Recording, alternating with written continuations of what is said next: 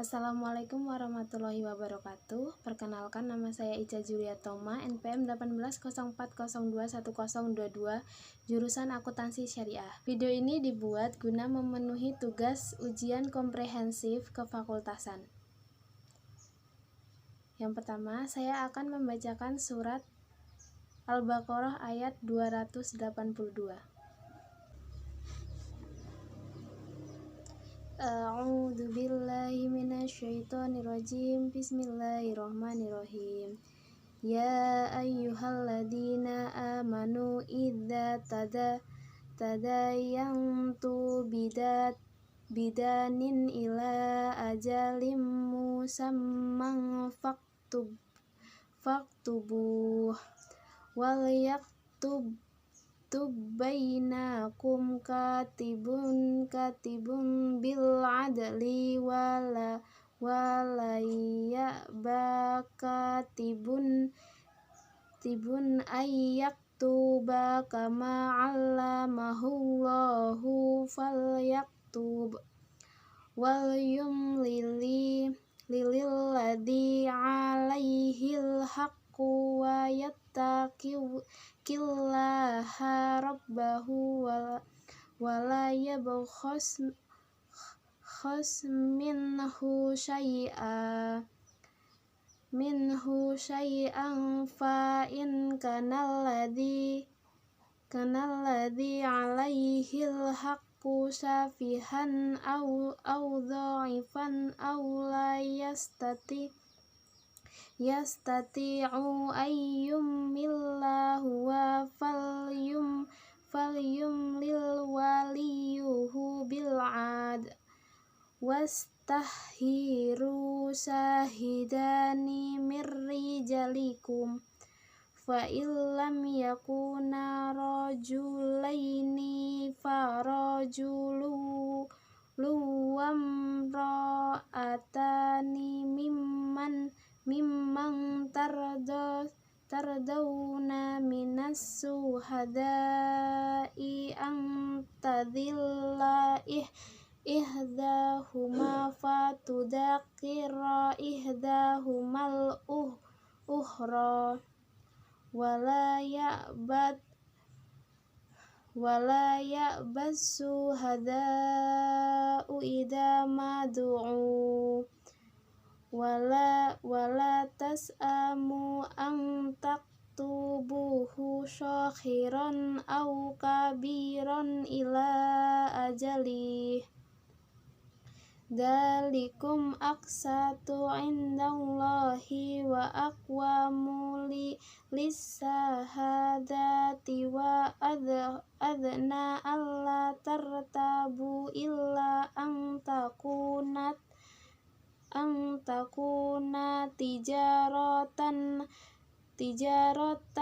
hadiratan tudirunaha bainakum falaisa 'alaikum junahun alla taktubuh wa ashidu idza tabayatum wala yudharra katibu wala syahidu wa in taf'alu fa innahu fusukum bikum wattaqullah wa yu'allimukumullahu wallahu bikulli syai'in alim.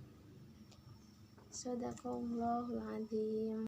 Yang artinya, wahai orang-orang yang beriman, apabila kamu melakukan utang piutang untuk waktu yang ditentukan, hendaklah kamu menuliskannya, dan hendaklah seorang penulis di antara kamu menuliskannya dengan benar. Janganlah penulis menolak untuk menuliskan sebagaimana Allah telah mengajarkan kepadanya, maka hendaklah dia menuliskan, dan hendaklah orang yang berutang itu mendiktekan, dan hendaklah dia bertakwa kepada Allah Tuhannya, dan janganlah dia mengurangi sedikit pun daripadanya. Jika yang berutang itu orang yang kurang akalnya atau lemah keadaannya, atau tidak mampu mendiktekan sendiri, maka hendaklah walinya mendiktekannya dengan benar. Dan persaksikanlah dengan 2 orang saksi laki-laki di antara kamu. Jika tidak ada saksi, 2 orang laki-laki, maka boleh seorang laki-laki dan 2 orang perempuan di antara orang-orang yang kamu sukai dari para saksi yang ada. Agar jika yang seorang lupa, maka yang seorang lagi mengingatkannya. Dan janganlah saksi-saksi itu menolak apabila dipanggil. Dan janganlah kamu bosan menuliskannya dengan batas waktunya, baik utang itu kecil maupun besar. Yang demikian itu lebih adil di sisi Allah, lebih dapat menguatkan kesaksian, dan lebih mendekatkan kamu kepada ketidakraguan. Kecuali jika hal itu merupakan perdagangan tunai yang kamu jalankan di antara kamu. Maka tidak ada dosa bagi kamu jika kamu tidak menuliskannya. Dan ambillah saksi apabila kamu berjual beli, dan janganlah penulis dipersulit, dan begitu juga saksi. Jika kamu lakukan yang demikian, maka sungguh hal itu suatu kefasikan pada kamu. Dan bertakwalah kepada Allah. Allah memberikan pengajaran kepadamu, dan Allah Maha mengetahui segala sesuatu. Yang kedua adalah hadis yang bersangkutan tentang akuntansi. Saya mengambil hadis tentang riba, yaitu dari Abu Hurairah radhiyallahu anhu bahwa Rasulullah shallallahu alaihi wasallam bersabda, diperbolehkan menjual emas dengan emas yang sama timbangannya dan sama sebanding, dan perak dengan perak yang sama timbangannya dan sama sebanding. Barang siapa menambahkan atau meminta tambahan, maka itu riba. Hadis riwayat Muslim. Yang selanjutnya yaitu perjalanan akuntansi secara Islam. Perkembangan akuntansi syariah pada zaman Nabi Muhammad SAW dan Khulafaur Rasyidin. Awal mula Rasulullah SAW sebagai pemimpin pemerintahan, beliau mulai membersihkan praktek transaksi keuangan dari unsur riba, monopoli, penipuan, dan segala usaha yang mengambil keuntungan dari orang lain secara batil. Perkembangan praktik akuntansi pada zaman Rasul dapat dilihat dari terbentuknya Baitul Mal kurang lebih pada abad ke-7, yang berfungsi untuk menampung dan mengelola seluruh penerimaan negara, baik itu berupa zakat, wakaf, jizyah, dan kharaj. Walaupun sistem pencatatan dan pengelolaannya masih sangat sederhana. Rasulullah SAW juga mendidik secara khusus para sahabat-sahabat yang menangani pencatatan keuangan, dan mereka diberi sebutan khusus yaitu Hafazhatul Amwal, yaitu pengawas keuangan. Perkembangan Baitul Mal terus-menerus berlangsung sampai pada zaman Khulafaur Rasyidin.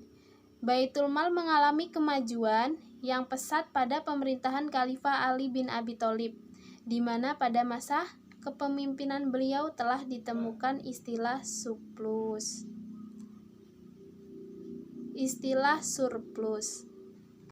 Yang selanjutnya adalah prinsip-prinsip dasar fikih muamalah. Yang pertama, hukum asal dalam muamalah adalah mubah. Ulama fikih sepakat bahwa hukum asal dalam transaksi muamalah adalah diperbolehkan atau mubah, kecuali terdapat nas yang melarangnya. Dengan demikian, kita tidak bisa mengatakan bahwa sebuah transaksi itu dilarang sepanjang belum atau tidak ditemukannya nas yang secara syarih melarangnya. Yang kedua adalah sukarela tanpa mengandung unsur paksaan, yaitu ini terdapat pada surat An-Nisa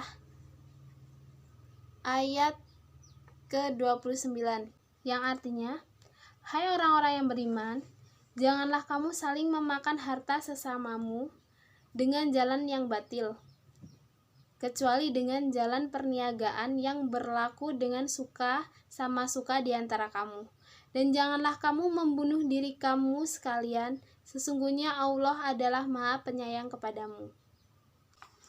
Yang ketiga adalah mendatangkan manfaat dan menghindari mudarat dalam bermasyarakat. Yang keempat, memelihara nilai-nilai keadilan, menghindari unsur-unsur penganiayaan.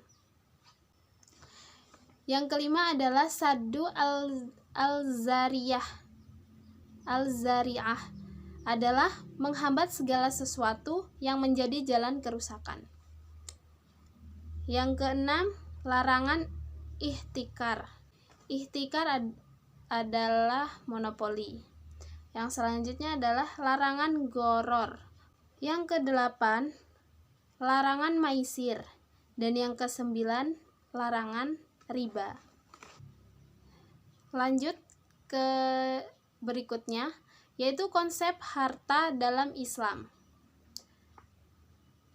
Harta merupakan segala sesuatu yang memiliki nilai dan konkret wujudnya, disukai oleh tabiat manusia secara umum, dapat dimiliki, dapat disimpan, dan dimanfaatkan dalam perkara ilegal menurut syara, seperti sebagai modal bisnis, pinjaman, konsumsi, hibah, dan sebagainya.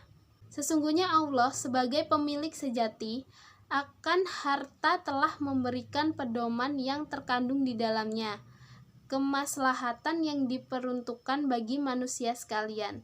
Kemaslahatan ini adalah muqasid syariah, yaitu pemeliharaan 5 tujuan dasar, yang pada hakikatnya harus dipahami dan dimengerti oleh manusia di dalam memelihara atau menjaga harta.